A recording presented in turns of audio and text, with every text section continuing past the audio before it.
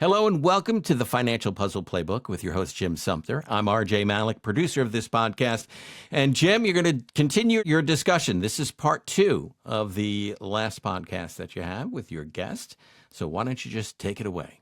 It sure is, RJ. Great to see you. And we are continuing the discussion with Brendan Frazier, who is the Chief Behavioral Officer at RFG Advisory. Brendan, welcome back. And the last time we were together, we touched on several things around the emotions, the psychology of money. We hit on a couple of the puzzle pieces of cash flow and estate and insurance. Today, let's continue with ones that more people kind of think about when you think about money, and that's the investment side, the income tax side, the retirement planning side. So I'll start with this. I tell people all the time, retirement means different things to different people. Okay. Mm-hmm. Can money buy happiness in retirement? Ooh, we're coming in hot. We are. We're gonna just continue right on in. Okay. Yeah. So, I couldn't help but think, by the way, as you were describing that and setting the scene, that I think at this point what we did in the last conversation was we got the edges of the puzzle. We did in place, and now we're diving in, putting the middle pieces together. And we're gonna dive right in with, can money buy happiness? Yeah. Okay, so this is one of my favorite things to talk about because we tend to think that we all have this belief. We inherently believe no, money can't buy happiness. Now, maybe you don't believe that, but that's what's been told to us, is that money can't buy happiness. I kind of have this theory that we all choose to think that that's true because it's a lot easier to accept that than it is to not make more money, right? It's like, if money can buy happiness, well, then how do I get more money? And that becomes a challenging thing. So it's easier to go, no, it doesn't buy happiness. That way you go, oh, at least I can be content with where I'm at, which is not a bad thing, by the way. So real quick, what we know is that money does and can buy happiness, but it doesn't mean, it's not this curve that with no endpoint. It doesn't mean that if you have $1 million, you'll be happier than if you have 500,000. It doesn't mean that you'll be happier with 10 million or 100 million or a billion. So that's not true. It's not directly related to the amount of money that you have. The way I think about it is that if you don't think money can buy happiness, you're just not spending it right. So when it comes to can money buy happiness, it's not, do I need more money? Like, is more money equated with happiness? It's, am I using it intentionally in ways that I know bring happiness, meaning, and fulfillment to my life? And so the way I look at it, and I've phrased it before, is like this. Money has the path of your money has two courses. Either you get to use it intentionally or it gets chosen for you. So either you use your money intentionally on things that are meaningful to you, on things that bring you joy and happiness. But if you don't, if you're not intentional about it, it gets chosen for you. There's forces there's social forces, there's psychological forces that dictate it. For example, like the one that people are most familiar with usually is keeping up with the Joneses, right? And just like basically trying to keep up with those in your social circle. So if you're not intentional with how you use money, you're going to default to things like, well, what car did my neighbor buy? What car did they buy? And then next thing you know, you're spending money not on things that matter to you, but because you're using this shortcut, which is, how do I keep up with my social circle? How do I fit in? And I'm not saying that's wrong or that's bad, but I do think we need to be more intentional with how we use our money. And if you know the ways to spend money that bring happiness, meaning, and fulfillment, then you can technically, in a way, buy happiness. So the question obviously is, what are the things that do that, right? How can I use my money to spend it on things that bring happiness, meaning, and fulfillment? So there's a few research-backed ways. There's a number of ways to do it, but I'll hit on some of the main ones that we know from research. So number one is investing or buying back time. So you can't create more time. Everybody has the same number of hours. 24 hours in a day. Right, exactly. Yeah. And so for me, like the way that I look at it, and something I've done in my life, is I don't mow the lawn. I don't mow our yard. Now, some people are listening and they're like, well, he's not a real man. That's probably true too, and I'm okay with it. But I look at it and I sit in our house and I look at the guy mowing our yard, and when he comes once a week, I guess this time of year, not that often, but typically in the summer, he's coming once a week. I look out there and I'm like, am I less of a man? Should I be doing that? I could be saving that money. But then I turn and I look at the fact that I'm hanging out with my two kids that at this point are 6 and 4. And I look at it, I'm like, you know what? this is time that I'll never get back. Would I rather be out mowing the lawn, or would I rather be hanging out with my kids on the weekend, or even on a weeknight? Right. So that's one way you can buy back time. You can use money to invest in time. So you do less of the things that you don't enjoy and more of the things that bring you happiness. So you're justifying, in that case, you're justifying spending money on in your example, mowing the lawn to have more time with your kids. Yeah. Or Okay. the way I think about it is you're using it I'm choosing to intentionally doing it. spend that money so that I can have more time with the kids. Okay. Another one is like we have a house cleaning service that comes to clean our house because we know that my wife is at this stage of our lives she's busy working, raising the kids. Now she's pregnant. Right. And it's like the time that it takes to do that and the energy that it takes is not something that either one of us want to do, quite frankly. Right. And our time is better spent elsewhere. And so we build that this ties back to our last conversation, which is important as well, is like we get really, really focused and clear on what are the things that are important for us to spend our money on. And we don't hesitate to spend on those, but we cut in areas that aren't important to us. Like we don't have all of much to my wife's chagrin, we don't have all of the nicest things decorating our house. We don't have all the like fanciest stuff in our house because we go, that's not maybe right now, not as important to us to have nice things in our house as it is to be able to have our time to do the things that we want to do. And so this is backed up by some science and research that shows that if you buy back time, it's actually linked to boosts in happiness and satisfaction. Let me ask you this, though. You said nice things. I'm sure I have not been in your home. I'm sure it's lovely. Is it what you perceive to be nice things based on what the Joneses have? Because we talked about just a second ago, keeping up with your neighbors, keeping up with the Joneses, things like that. Could it be that you're perceiving that you're not keeping up with your things aren't as nice as those, but then compared to someone else, they may be glorious? Does that ever go through someone's mind when they're talking about budgeting and cash flow and saving and buying back time, things like that? Have you ever thought about being a chief behavioral officer? No, I have not. No, I would not. I don't know that I'd be good at that. But it's interesting because I am a very different person with money today because of something that happened in my past, which I've talked about on this show, when I lost my son to cancer. Because I used to be a very, I wanted to kind of hoard money and grow money and watch it, grow and invest and do all this stuff. And I didn't like to spend money. I still don't really like to spend money, but on things that I perceive as value as important, one of my love languages is gift giving. And I would much rather give a gift than receive a gift. I would much rather create an experience for my kids or for my family than to go buy a tangible thing in most cases. I think I've changed over time.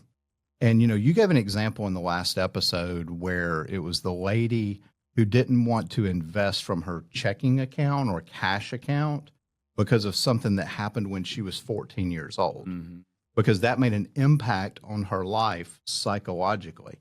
In the same way, when we lost Carson to cancer, I do things for Madison and Cassidy today that I may not have done back then, but I feel like I've got one life and you got one set of circumstances and you get to make choices. And that's just a choice that I've made. And I find a lot of times when we're talking to clients about retirement, especially someone that's maybe, in their 30s or 40s, and I hadn't really thought about retirement a lot. I talk about stages of investing and wealth accumulation and, preservation and then the spending. And, so somebody that's kind of in that accumulation phase, it's sometimes kind of hard to think about, what am I going to do 20 years from now, 30 years from now? I know I need to plan, but what do I really want to do? And I think a lot of times what happens in our 20s shapes what we do in our 30s. What we do in our 30s shapes what we do in our 40s. What we do in our 40s shapes what we do in our 50s. And experiences in life will many times make us as human beings want to do something different. And I don't want to be a chief behavioral officer, but from the research and things like that, how did those sorts of things affect retirement and buying happiness and, money and things like that.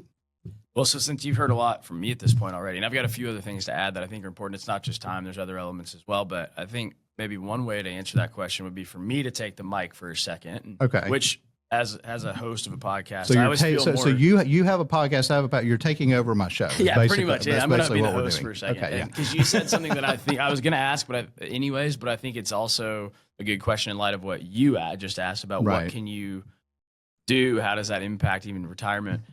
And what I would ask is, you said, because of your experience with Carson, you now probably do things for your daughters that you may not have otherwise done. Mm-hmm. Mm-hmm. Can you tell us what those are? Yeah, especially it's around experiences. And So- that's the other thing I was going to ask about. So I'll Okay. give you a great example. Last year for Christmas, I took Cassidy to New York. She had never been to New York at Christmas. The only other time she had been there was when she went on a school field trip with her choir. Okay.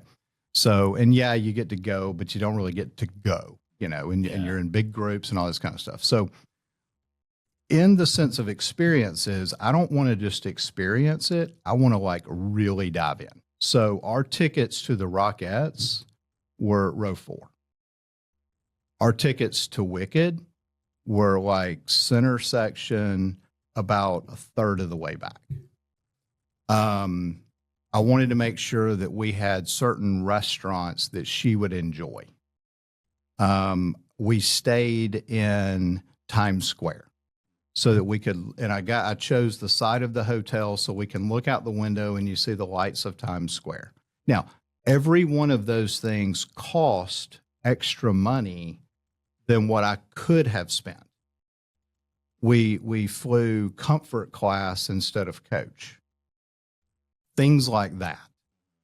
And so if I'm going to have an experience, I want to really create an experience. We've done things for Madison with creating experiences in the same way. New York happened to be involved with that one as well. we like New York. Yeah. But then my sister and so Jennifer, my wife, my sister Lisa, my brother-in-law Brad, we for the last several years we kind of go on a trip, at least every other year, kind of what I call a big trip. And so we go out like this. We just got back a few weeks ago. We went to Las Vegas to see the Eagles, which is my favorite band ever, and they were on residency at the Sphere. Okay. Mm-hmm. Again, the tickets were pretty good. I think we were row 15, 16, something like that. It was a phenomenal experience because I'm like, if I'm going to do it, I'm going to do it right. Yeah. And then we did other things along the way. It created this massive experience. And here's the thing. I love pictures. I love videos and things like that of the experience because I'm the type person that likes to go back and look at those. So I'm going to spend money on those types of things. When I give to charity, I give to charity to causes that I believe in, and I like to see, I don't want my name on a building or anything like that, but I want to see things come to fruition that I believe in, that I feel like are good type things. So that's where I choose to spend money. Mm-hmm. So when I'm creating my financial plan, that's the way that I try to, do it. I think I'm very different today than I was 15 years ago. Maybe that I'm at a different stage in life that I can do certain things that I couldn't do 15 years ago. But at the same time, I think that because of that past, it has shaped what I do today. And I think that's true for a lot of people. 15 years ago, what's the significance? Well, so Carson passed away 13 years ago. 13, okay. Right. So he started kind of battling cancer right at 15 years ago. Yeah. Okay. Yeah. And so in light of that, you now put more, I'm going to repeat back what I feel like I heard you say, and then you fill in the gaps. But it's because of something about that changed the way that you thought about spending money moving forward. Would you say that prior to 15 years ago, maybe you would have been a little bit more hesitant to create these experiences? Right. Or if I'd had the experience, I would have tried to, we would have flown coach. We would have stayed at the, Fairfield Inn in New Jersey or something. We still might would have had gone, but we wouldn't have gone in the way that we went today. So, okay, let's say that I'm somebody who is you 15 years ago. Mm-hmm. What's the benefit? Is it really that much better to do, if you're going to do it right? Like, what would you tell somebody that was? Well, I mean, there's a lot of things that I wish we could do that we just can't financially do. But, what I do is I'll go back to cash flow, and I know if I want to have, this type of experience, it's going to cost me X. Uh-huh. In order for me to get to X, and I break it down, I need to save, this amount of money for this amount of months so that I can go do this. And then if I'm going to have to save this amount of money, can I do that out of my cash flow, or do I have to give up something else today in order to do that? And so what I have to do in my mind is go through and say, which is more important? Mm. Is it more important that I go buy this tangible thing today, or is it more important that I, keep the same pair of shoes that I have, or do I really need this extra, clothes, or do I really need this extra car, or can I continue to drive this car for the next year and then take that money that I would have spent and put it in over here so that I can have this experience later? Mm. That, I think, is the way that we have to sort of logic, because I'm a very logical person. I think that I logic through that, yet I'm also very visual. Mm-hmm. And so I visualize an experience, if that makes sense. Yeah. I visualize an experience ahead of having that experience, and I'll use trips as examples, or giving to a charity or something like that, and going to an event or something. But that's the way that I sort of tend to do that. I wish everyone was like me. I know that they're not, and so, but I think that because of what happened in my past, I'm that same way. I'm that same way on estate planning. I'm going to get into this story in much more detail when on future episodes. But I was very close to my grandmother, also very close to my dad. Unfortunately, both of them are gone today. And so, from an estate planning standpoint, what did we put in place ahead of them passing away that came to fruition once they did pass away, because we wanted to make sure that we had all those pieces in place? So all of these puzzle pieces sort of talk to each other and work with each other, and that's what that's what I kind of like to try to talk to clients about and things like that. And that's also what we're trying to do on this podcast, is just sort of get you thinking. And the reason that you're even a guest is to get you thinking about this whole concept of behavior. Mm-hmm. And so, okay, so many things there. You're totally taking over, but that's perfectly fine. I enjoy asking way more than I enjoy talking. Shocker. Some people are like, that doesn't sound that way. So, well, the first thing I was going to say, based on what you just said, whenever I asked, like, hey, what would you tell somebody that said, hey, Jim, I get that, but how do I do it? How do I get over the hump? Yeah. You went right back to what we talked about in the last conversation, which is cash flow, the lifeblood of a plan. And so the way you described it was, I go back and look at the cash flow, and essentially what you said was, I make sure that I can do it. In other words, like, we want to try to sum it up in one word. You go back and you get clarity that you can do the thing that you want to do and not have to worry about it. And clarity is a powerful thing, right? You don't wonder, do I have the means to do this? You have clarity to know that you can. But more importantly, whenever I said a minute ago that it's important to be intentional, right? That where we go, hey, there are two possible outcomes with money. Either you choose to use it intentionally, or it will be chosen for you.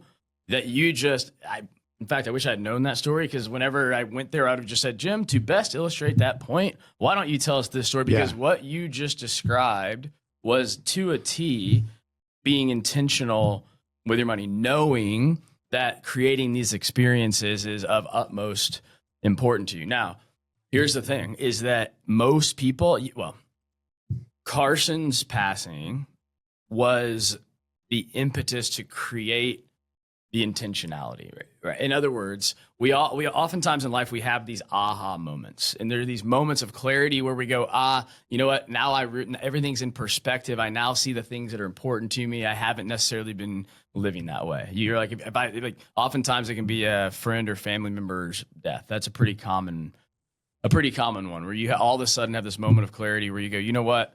Life is short. I want to make sure I live it to the fullest. Right. And so you took that, and not probably subconsciously, maybe not intentionally, but you had that moment, and out of that became a much more intentional way to use your time and your money to create a life of more meaning, fulfillment, and happiness. Right. So the message that I try to get across to as many people as I can is you don't have to wait for these aha moments to hit you. You can proactively create these moments yourself. You can proactively figure out what are the things that I want to be spending my time and my money on. COVID was actually a natural one for a lot of people. It was one where it forced you to rethink for a minute, like, what is it that I want to be doing? What's important to me? I had a client during COVID who said they were going to work for the rest of their life. Thought for sure I'm going to work the rest of my life.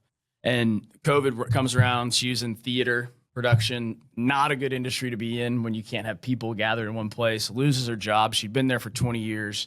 And then 6 months in, I'm worried about her because it's like she thought she was going to work forever. That was what she enjoyed doing. 6 months in, she calls and she's like, Brendan, you know what? I don't think I want to keep working. I think I'm ready to retire. I'm enjoying hanging out with my friends and having the freedom to go see my family.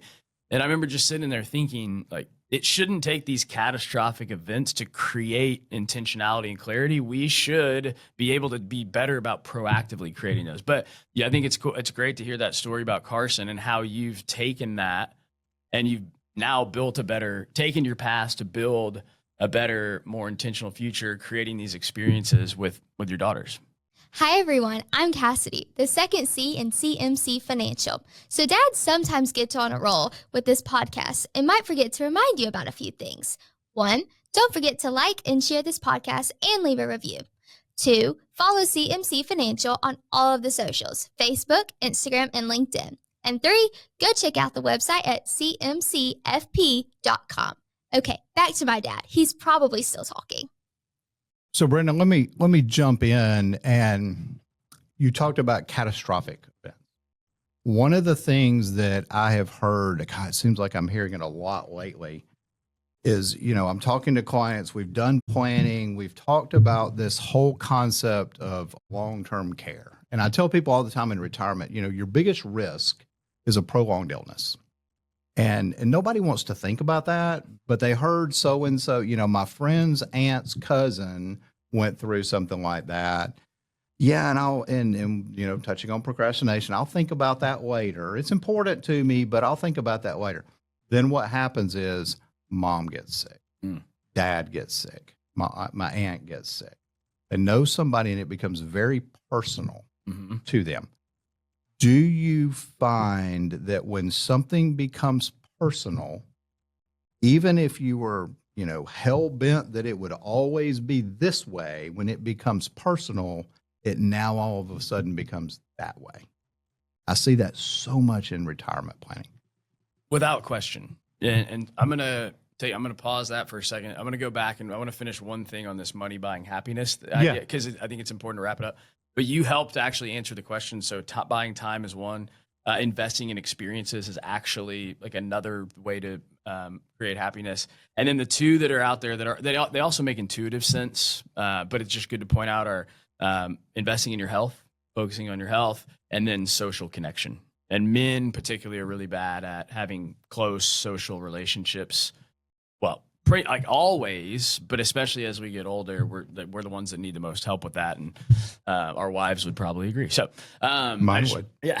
But you did a great job of so time was one, but you explained the power of experiences. That's actually another one on the list. Okay, so yeah, to this idea of things being more personal and that changing things, without question, 100%. So on one hand, when I was working with clients, whenever somebody would call and with a question, I would say, what prompted you to reach out?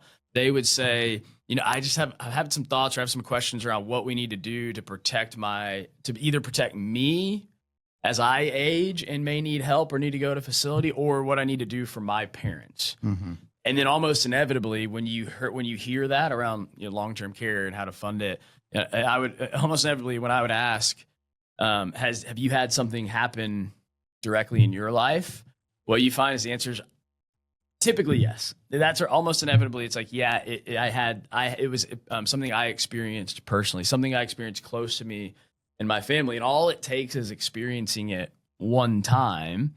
And it takes this like abstract, feels like not likely possibility and turns it into this like, oh, this is real life and it feels personal. And that's where you feel motivated to actually do something about it. It's the same reason why when these studies find that not most people, a lot of people will start thinking about their insurance planning as soon as they get on a plane, right? Because they start thinking about, and I've done the same thing. They start thinking about, what if something happens to me? Am I taken care of? And even regardless of the statistics around the safety of planes, there's something to be said for all of a sudden you're not thinking of it as this like vague concept that's probably never going to happen. You're like, wait, what if this happens to me? And that makes it more personal. It strikes this emotional chord. And so what you want to do in those moments is you want to leverage that strike in motivation, that bump in emotion and motivation to actually take the next step and do something about it. And you know what's interesting, the way we think as human beings is it's actually statistically more likely that something would happen in a car than on a plane. So yeah, right. Yeah, but we don't always think about it every time we get in a car. No, we in fact we usually think we're safer. That's right. In a car, even though statistically that's not the case. So that's right. Along these same lines, and this kind of does pertain to retirement as well, is that there's this concept of your future self. Mm-hmm.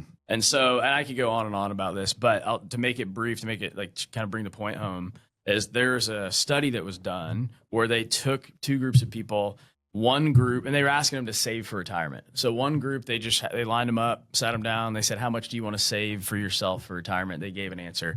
They had another group, completely different group. They had them look at face aging technology. Have you heard about this? Mm-hmm.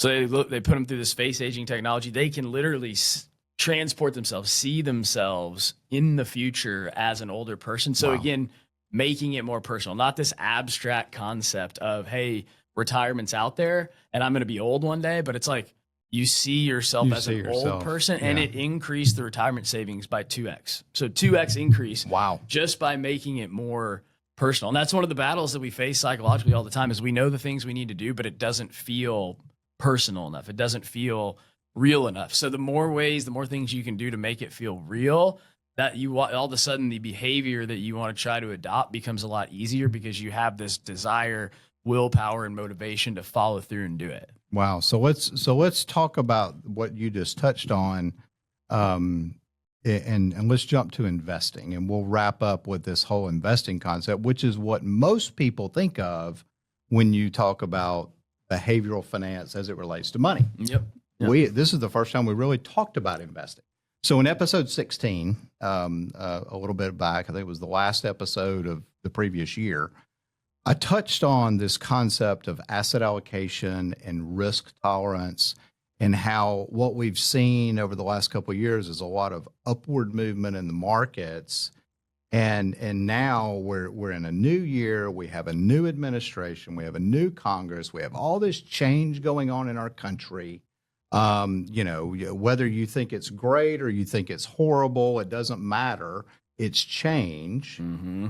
And now we have our investments that have done really, really well. And what I tend to see is when investments are going up, everybody's risk tolerance is a lot higher than when investments start pulling back or they get a little rocky and we're riding this roller coaster. Mm-hmm. We've also got this tax law that is going to sunset in December unless Congress does something. And we don't know if they will or they won't. But we're in a new year. We're making resolutions that we may or may not keep. We've touched on that. We've got investments done well. We've got this tax law. So we have a lot of change coming. How do we as investors, as planners, as people that are trying to plan for their future, how do you handle all of this? Do you make changes? What do you do with all this outside noise going on? Yeah, so if there's one thing that the brain genuinely hates and despises, it's change, but at the core, it's uncertainty. Okay. Our brains are wired to just genuinely, it can't stand uncertainty. It's an unpleasant condition. Like we would rather get bad news than have to wait for the possibility of good or bad news and not know what it is. So the example that's used is if your flight gets delayed, you would rather know it's going to be delayed 8 hours than have to wonder, is it going to be delayed for an hour or 2 hours? There's just something about not knowing that to our brain that feels really, really uncomfortable. And there's a lot of evolutionary psychology behind it, but just know that our brain hates uncertainty. So it's always trying to connect dots. It's always trying to seek answers. It's trying to make sense of things so that it can rest and you can be at ease, right? So your brain's always going, hey, how do I take this uncertain situation and make it more certain? So where that doesn't bode very well is in an environment where there is a lot of uncertainty, where we have a new presidency, we have potential tax law changes, right? Your brain starts going, okay, what's going to happen? What's going to happen? And all of a sudden, you're not thinking logically. You're in the fear-based part of your brain, and that's the part that hijacks and starts making decisions, which is not the part of the brain that you want to be making a lot of financial decisions with. So what do we do about it? And we could do actually an entire episode on this, but there's two things I think that are most immediately helpful. Number one is just around expectation setting and embracing uncertainty and embracing the expectations. And what we know is that if you're invested in the market, no matter how you're invested, it doesn't always go up. It doesn't go up every day, but it's always gone up over time. And a 10% drop happens about once a year. So the way I've heard it said is you can expect a 10% drop as often as you can expect to sing happy birthday. Right? So just setting expectations around, hey, it's not always going to go up. I should expect it to go down at least 10% every single year. It doesn't get you over the hump. It doesn't make you feel good, but it can at least help level set so you go, okay, we talked about this. I knew that it was coming. The thing that I would say, well, I guess I'll give two things that help get through that in a somewhat comfortable way is, number one, what I call anchoring to what matters most. So zoom out. In the midst of uncertainty, in the midst of change, we have this tendency to just laser focus and go, this is different. This is uncomfortable. And we're just focused on, how do I survive the next week, the next day, oftentimes, right? And our brain is really good at helping us survive. But what you want to do is you want to zoom out and go, hey, this isn't just about today. I need to make decisions that are best for me for today, but also 5 years down the road and 10 years down the road, and go, not how do I survive today, but why did I invest this money in the first place? This is when I say anchor to what matters most. It's zooming out to remind yourself, what's the purpose of this money? Well, the purpose of this money was so that I can have the opportunity to retire and spend more time with my family in 10 years. All right. So it's not about surviving today. I know that the market's going to go up and down, but this is what gives me the best opportunity to be able to do what I want to do, to retire and spend more time with my family 10 years from now. So you're getting out of this fear-based part of your brain and going back and anchoring to what matters most. Last thing is we want to try to, anytime you're faced with a decision and you go, hey, I know what I'm supposed to do, but I want to do the opposite, your brain is in a pretty hot state. It's in an emotional state. It's not thinking rationally. You can ask anybody, not anybody. Oftentimes what happens is you sit there when the market's going up, you're in this cold, rational state of thinking, you're logic based. You're like, yeah, I mean, the market's going up. I know it's not going to do this forever. I know it's going to dip. When it does, I'm going to stay the course. Maybe I'll even put some more money in. That seems like a smart thing to do. And when you're in a logical state, that's what you think you're going to do. But there's a big difference between knowing something's going to happen and then actually experiencing it. And so then what happens is that time comes along, the market's down 20%, and all of a sudden you're not even thinking with the same part of the brain, right? You're in this emotional part of the brain that's like, hey, I know I said we were going to get through this, but this time's different. And what if this and what if that? And you start crafting all these stories. And so one way to combat that is to bind yourself to your future actions. So bind yourself while you're in a logical state to the action that you want to take when you're in an emotional state. So sign a contract, tell your advisor that, hey, even if the market drops 10%, I'm not going to sell. Or you go, hey, when it goes down 10%, I'm going to invest more. A real life example of this is, I know that I don't want to eat mini cookies. I don't want to eat cookies. I don't want to eat dessert at night. But I also know, and that's in the morning, that's what I tell myself, right? Like, I'm not going to eat dessert tonight. Day goes by. It's been a long day. I get home. It's late. My willpower's gone at that point. I can't help myself. I'm always eating these cookies. I'm thinking two different ways. So the best way to combat that is when I'm in a logical state, I say, I'm just not going to put cookies in the house. We're not even going to have them here, so that I bind myself, so that I commit myself to a future action but I can't let my emotional state take over because the cookies aren't even there. So you can apply that same concept to your investing philosophy and say, hey, what do I want to commit to when I'm in a logical state to help prevent, we'll call it bad behavior, the behavior I want to avoid when I'm in more of an emotional state. You know, it's something that I talk to clients about all the time, and it's the whole importance of planning, and it's the importance of planning that it's not all about investments. It's about what do you want to do, when do you want to do it, how do you want to do it, and all of those puzzle pieces fitting together. Because here's what I can tell you: markets will go up and down. There will be good, there will be bad, there will be ugly, there will be super good. Tax law change will happen. Yeah. Things will happen in your life. We've touched on a lot of those throughout this couple of episodes. Yeah, you know, what I would say, just to kind of wrap up with my thoughts, is the reason that we do what we do from a planning standpoint, and the reason we're so comprehensive, is because our brains are so complex. And every single puzzle piece will affect the other, and we want to make good decisions. If we're right more times than we're wrong, we win. Yeah. If you think about it that way. That's right. You know, we're not always going to be right. We're not, you know, I'm not going to always make great right decisions. But if we're right more times than we're wrong, we win. And I think that's what we're trying to get out in this concept. And I thank you for your time. You know, these last couple of episodes, it's been fun. I do think we will probably dive into some of these other topics at a much deeper level on future episodes. I can see that happening. Yeah. Some people are listening. It's like they'll be surprised to hear this, but I would say we sort of barely scratched the surface on some of them. But it just goes back to the whole point that we started with from the very outset, the very beginning, which is there's this whole other side to money, the non-financial side, the non-quantitative side, the non-spreadsheet side that has to do with your mind, has to do with psychology. And again, you can either choose to be aware of it, learn about it, or you can choose to avoid it. But either way, it's going to affect your financial decisions that you make.